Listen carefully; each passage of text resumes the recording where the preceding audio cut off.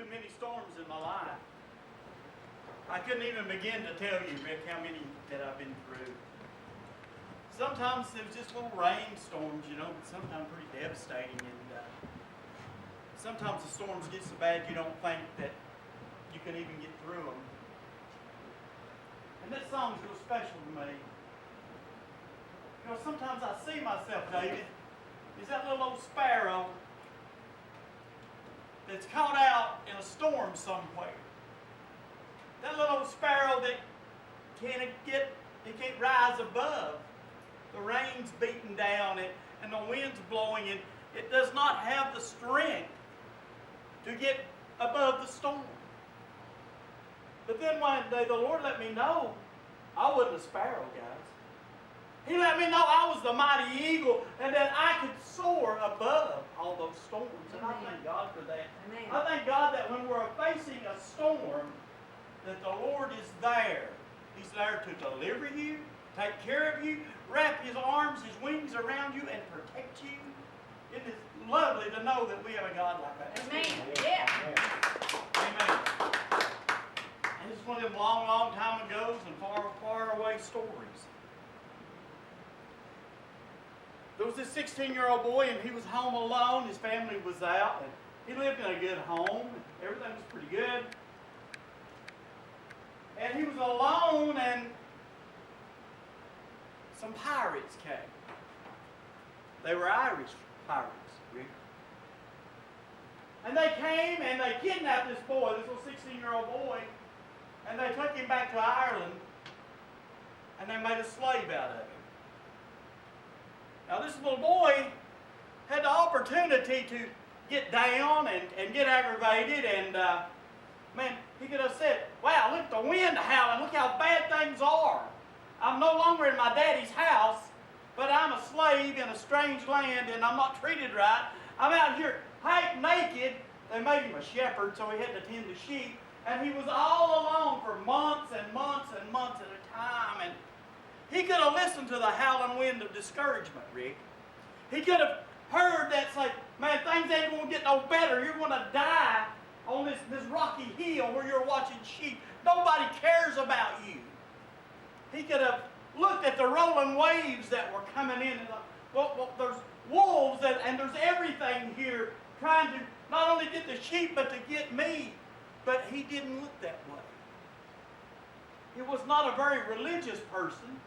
Even though his daddy was a minister, he was not very religious.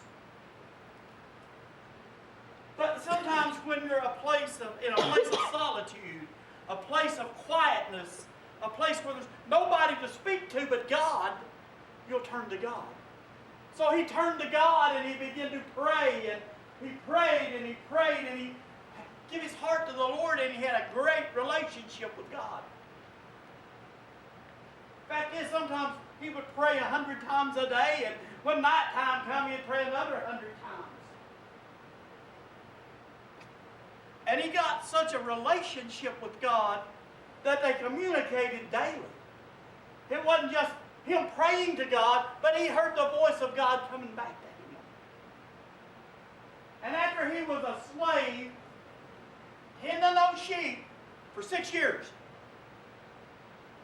the voice of the Lord spoke to him and said, there's a ship waiting at the shore for you.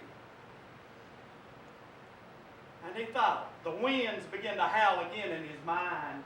He began to think, if I leave these sheep, if I run away since I'm a slave and they catch me, they'll kill me. But he wouldn't listen to that voice. He listened to the voice of the Lord that said, go to the shore, get on that boat and go home. So he traveled 200 miles, David, to get to that boat to get home. And when he came up to that boat, it was from England. That was his home. And he got on the boat and they took him home to his family. And when he got home, things had somewhat changed for him. He was no longer that wild, rebellious 16-year-old child that he had been, but he was a man of God. He was a man that loved the Lord, and he didn't put up with no foolishness. He was just dedicated his life to God. Well, every night when he would lay down and go to sleep, he had this same dream. he saw those people in Ireland asking him to come back. Every night when he'd lay down, he'd see this vision, this dream. Come back to Ireland. Come back to Ireland. Come back to Ireland and help us. Well, he told his family about the dream. And the winds really began to howl. They said, "You idiot, if you go back, they're going to put you in slavery at the best or kill you for running away." But he didn't listen to the howling winds. He didn't listen and watch the rolling waves come in. He got on the boat and he went back to Ireland. There were very, very, very, very few Christians in Ireland at the time. You count them on your hand, David. They were pagans. They had druids. They worshiped false gods. They worshiped nature. They hated everything. They were a warlike people. But he began to preach Jesus to them. He began to say, there's a Savior that loves you. And his whole life in Ireland was spent preaching the Word, getting them to learn to read and write, abolish slavery in Ireland. He done all of that. Because you know why? He failed to listen to the negative voices. He failed to listen to that howling wind that come by. His name was St. Patrick. And you think about all the wondrous things that he's done. You see, sometimes we want to listen to those that say we can't do something. That we want to listen to those that say we will never succeed. But the Spirit of the Lord is saying, come on, get up, gird yourself up, you can win. And I believe that with all my heart. Let's go to, I believe, the book of Matthew. Okay. Right away, Jesus made disciples get into a boat and start back across the lake. But he stayed until he had sent the crowds away. Then he went up on the mountain where he could be alone and pray. Later that evening, he was still there. By this time, the boat was a long way from the shore. It was going against the wind and being tossed around by the waves. A little while before morning, Jesus came walking on the water towards the disciples.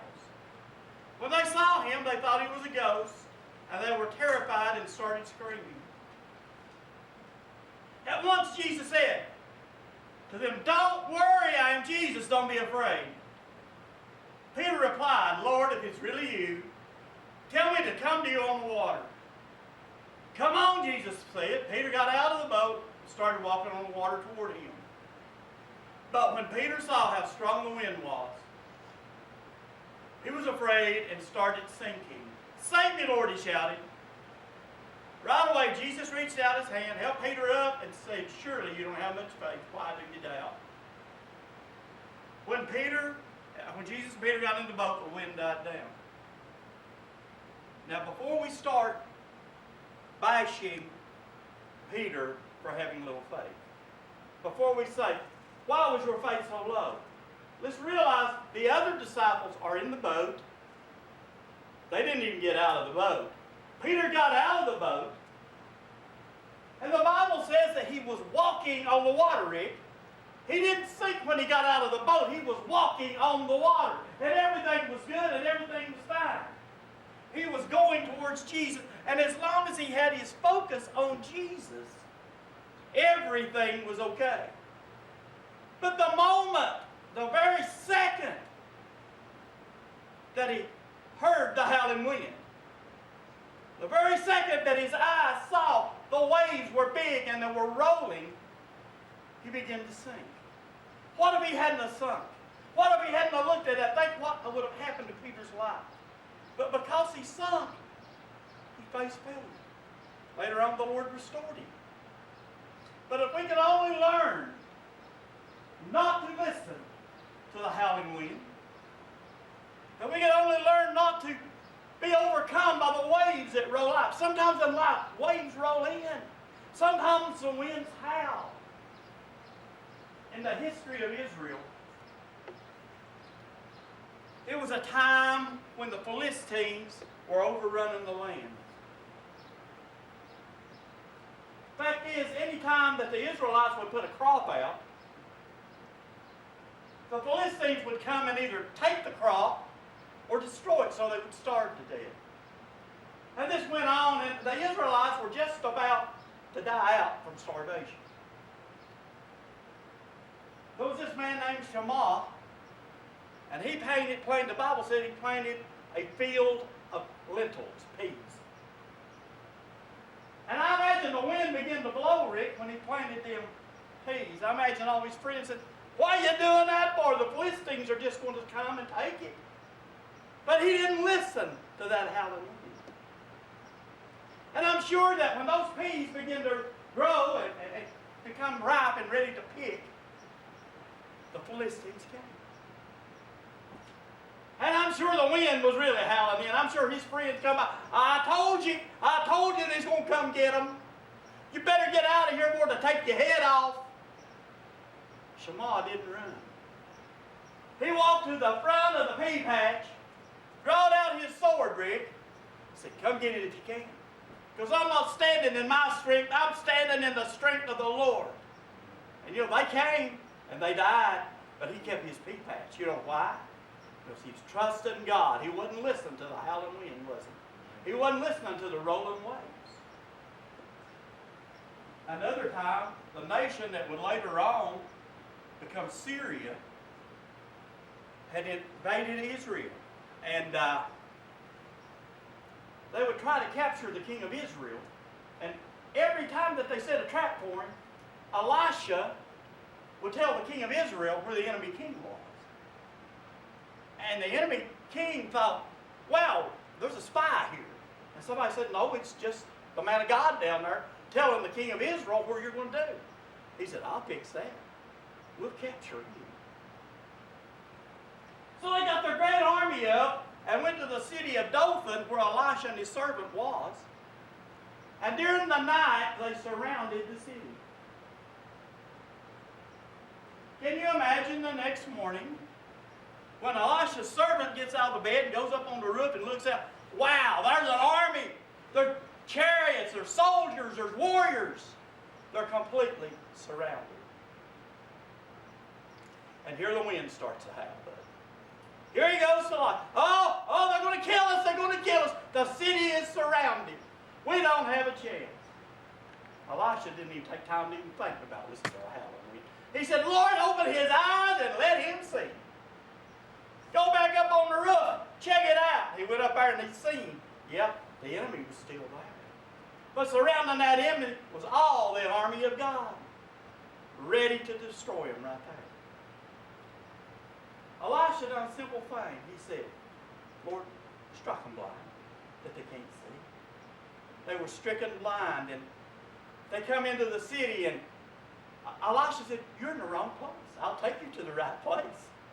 And they took him to the king of Israel and had their eyes open, and now they're surrounded by the armies of the Lord, by the king of Israel's army. And the king of Israel gets his sword out. He's ready to kill him. He said, "No. Feed them. Give them drink and send them on their way." And they never come back and attack no more. Why? Because Elisha wouldn't listen to the howling wind. Elisha wouldn't give up. Elisha was trusting what the word of the Lord said. In the Bible, the children of Israel have come out of the land of Egypt, and Moses has passed away. And Joshua is in command of the army. And there's a city that's sitting in the crossroads where they've got to go through it. It's an obstacle. It's in their way. They can't get over it. It's Jericho. They can't get around it.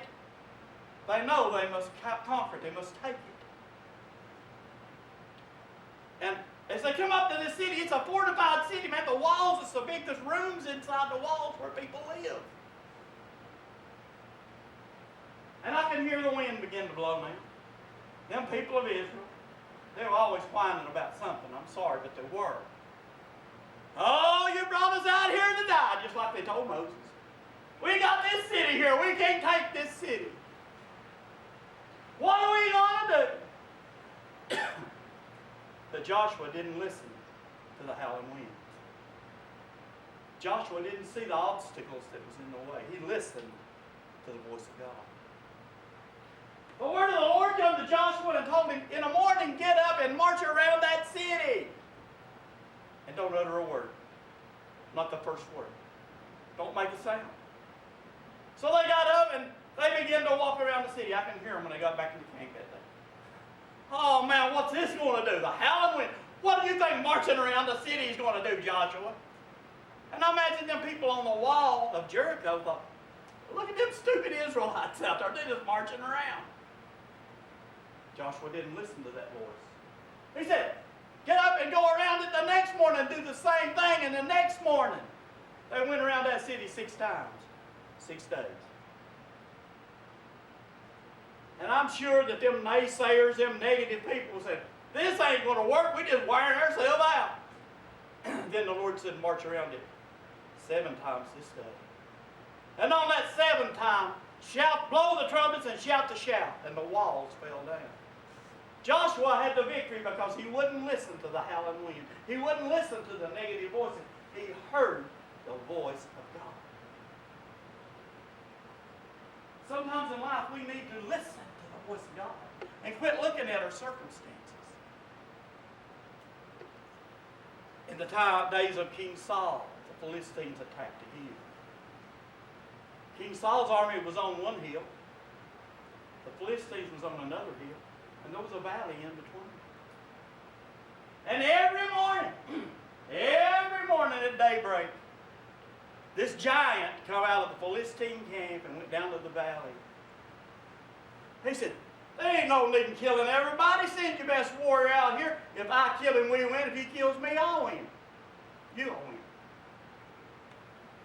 Well, everybody was terrified. The wind was howling. He's too big. One day, a little shepherd boy come into the village, didn't he? He's bringing food to his brothers who was in the army. And that giant come out making his brags. And all the people were shaking. He could see the fear on them. And he said, what's wrong with you? That's just an uncircumcised Philistine dog. That's what he said. I will go fight him. Everybody, oh, the wind really began to blow then. King Saul finally listened to him a little bit and said, here, get my sword and put this armor on and you go fight him. That's howling wind. He didn't need the sword. He didn't need the armor. He said, I've got what I need. I've got 5 smooth stones to sling. But most of all, I'm going in the name of the Lord. So he went out there and he slew that giant because that David didn't listen to the howling wind and see the rolling waves come in. He won a victory. Now sometimes in life we face many storms. Sometimes that howling wind of discouragement will come at you. Sometimes you'll think, man, things just ain't going to work for me. My life's a wreck, I'm in shambles. And we become so discouraged. I would like to do this, but I can't. I'm discouraged. Have you ever been discouraged? Anybody here ever been discouraged? Hey, I've been there. But you know what the word of the Lord says? That we will succeed in everything that we try to do. Our ways will prosper. If we don't listen to the howling wind, if we don't listen to the negative report, if we don't listen to those that says you can't do that, if we don't listen to them that say you can't stand in that pulpit, look what you do. Those that say don't go to church, you can't go to church, it ain't going to change you. Don't be discouraged. Listen to the Word of God. And sometimes that storm, that howling wind of fear, that waves of fear will wash over you. Have you ever really experienced fear? I've been in some bad places.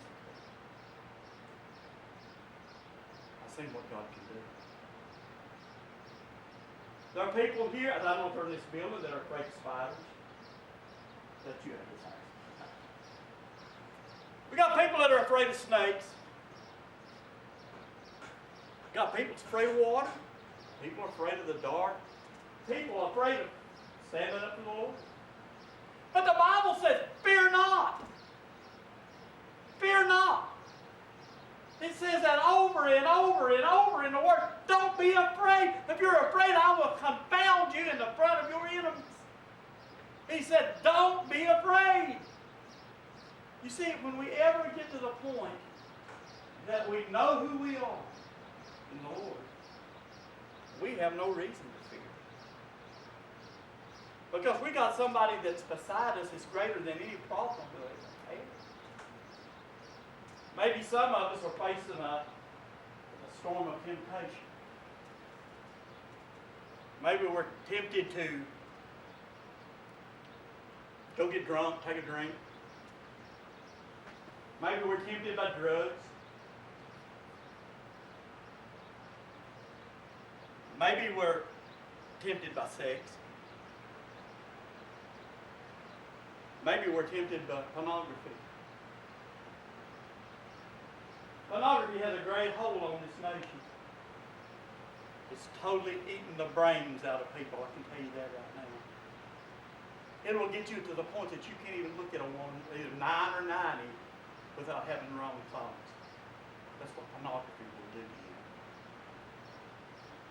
It'll make you get up in the middle of the night and turn that computer on and you can't resist it. You hope nobody catches you. You hope nobody sees you. But you know God sees you. And He says that whatever's done in secret will be shouted from the roof. Don't listen to that howling wind. Say, no, it stops here.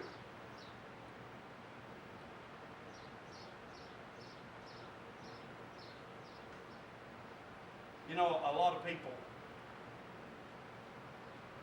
the howling wind in my life, I guess. First thing they told me that I would be a drunk. By the time I was 21 years old, I'd be an alcoholic. That's what the howling wind said. The howling wind said, you're going to be just like your daddy.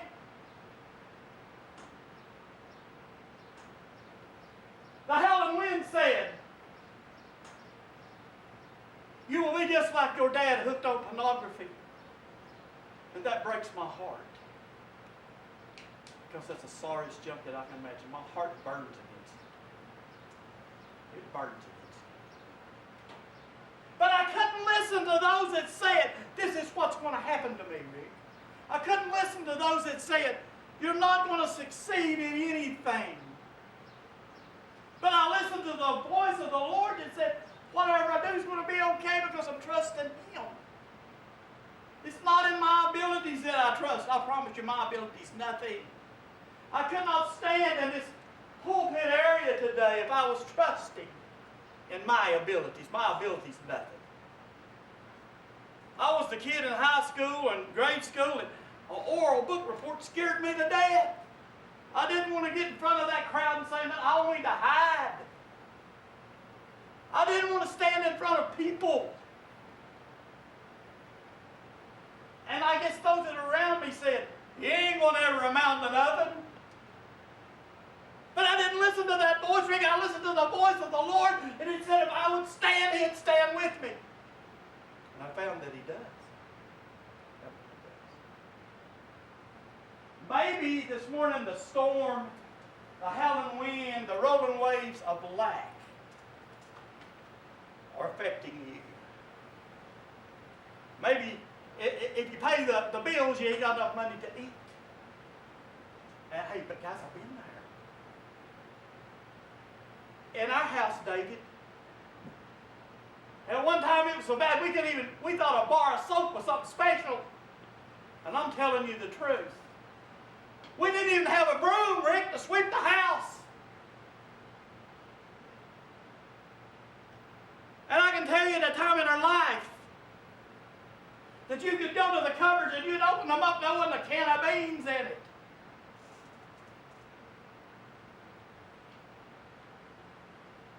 And I began to read the Word, and Dot began to read the Word.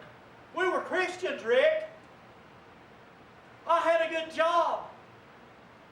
Didn't have no money. It was gone. It's like pouring it in a hole and a bag with holes in it. Dot brought it to my attention what the problem was. She come up to me one day and she said, read this. I said, uh-oh. Uh-oh. I'm supposed to pay God money? Uh-oh. I'm supposed to give him the first parts of my money? Uh-oh. I don't want to do that. But I said, I will, didn't I, Doc? I said, from now on, we pay God first. And you know, and I'll make it the time frame, 6 months. Within 6 months, you couldn't get another can in the cupboard. The freezers was full. My job situation hadn't changed. The bills I owed hadn't changed, but God had changed something in my heart. I remember one time we was visiting this church, and they had a lady there that had a problem, and they're going to take up an offering for her. I had $20 and enough gas not even to get home on. I had $20 to my name. That's all I had. They passed that plate, the cold sweat broke out on me, because I know God's wanting me to give that $20, and I know that's all the money I had. I'm talking about I was drenched. That offering plate come by, and I got that bill folded out, and I got that $20 out, and I put her in there.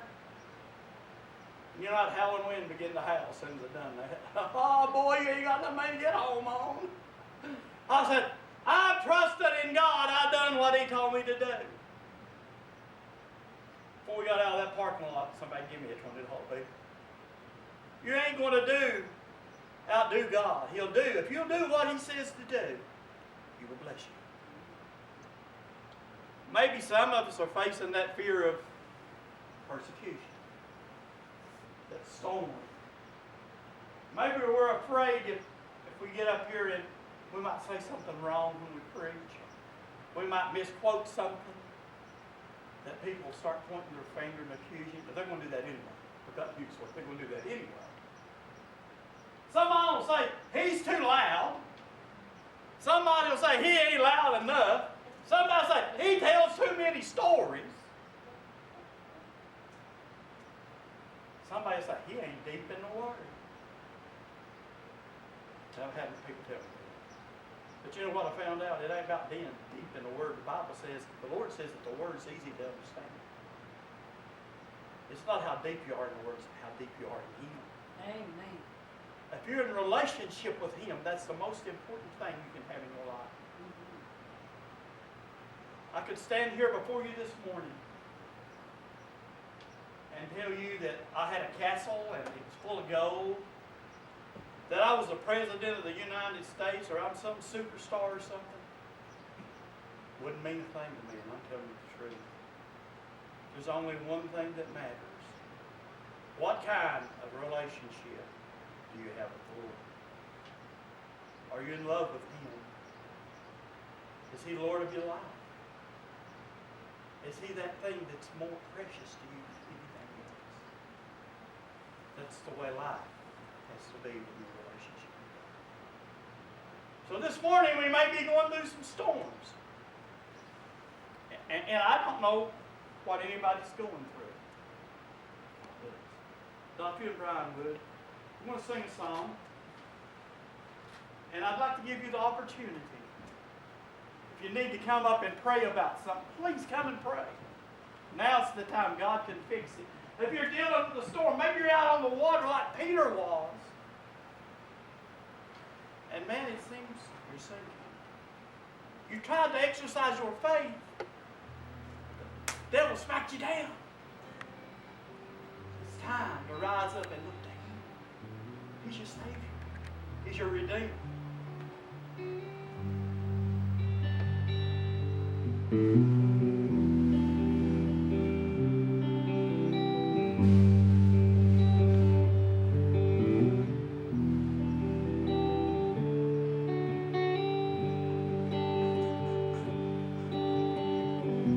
How long have I been in this storm?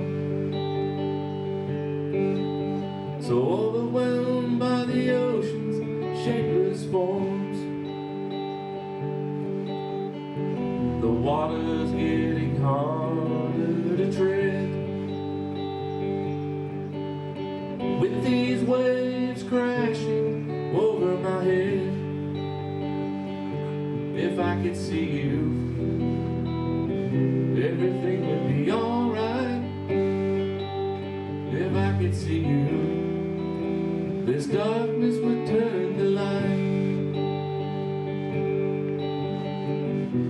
And I will walk on water,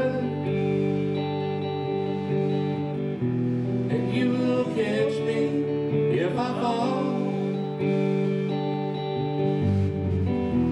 And I will get lost into your eyes, and everything will be alright. I know you didn't bring me out here to drown, so why am I 10 feet under and upside down? Barely surviving has become my purpose, 'cause I'm so used to living underneath the surface. If I could see you, everything would be alright. If I could see you, this darkness would turn to light. And I will walk on water, and you will catch me if I fall. And I will get lost into your eyes, and everything will be alright. And I will walk on water, and you will catch me when I fall. And I will get lost into your eyes, and everything will be alright. Everything will be alright. Everything's gonna be alright. And everything is alright.